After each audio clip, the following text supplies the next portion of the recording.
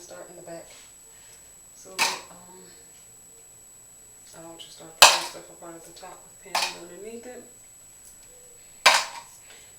If you're wondering how many pins I used, I know it was over 50. I bought a pack of 80 pins that look like this. Bought a pack of 80 of those. And I had about 10 already. And then I have some of the bigger ones like these for sectioning.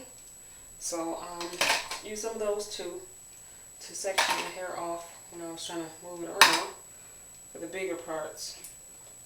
Not so much after it was done. The littler ones are nice. They just don't close as tight as I would like. Like if you get towards the opening here, it's too loose and they'll come out if your locks are smaller. So you want to use a tighter pin for something like that. But those are okay if you have bigger ones because they're not going to slip out. It'll hold it better.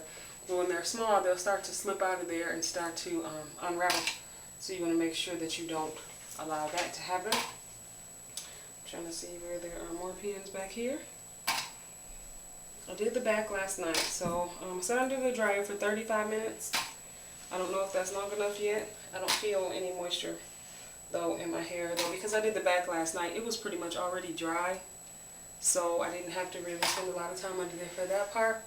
And because they're not really thick, I think they dry a little faster. I didn't want to over heat them. I don't do a lot of heat on my hair now anyway.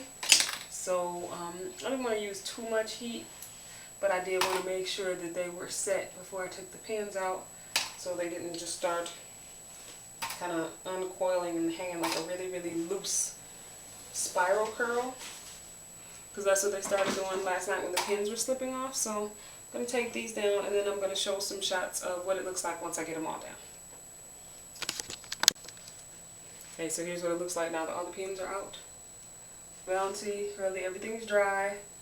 Looks pretty tight. It has a nice shine to it. I don't know if you can see the size of them real well. Some of them have this little kind of puff thing at the end. I don't know if that's good or bad, but the way my hair curls, that's kind of how it happens for me. Here's the back. So that's what my baby locks look like. So we'll see what they look like once they start growing out and locking. Some of them are still pretty twisted around each other, so it looks really flat down to my head, which is okay with me. I'm probably going to just tie them down anyway and keep them tied down until I get ready to go somewhere, but here they are.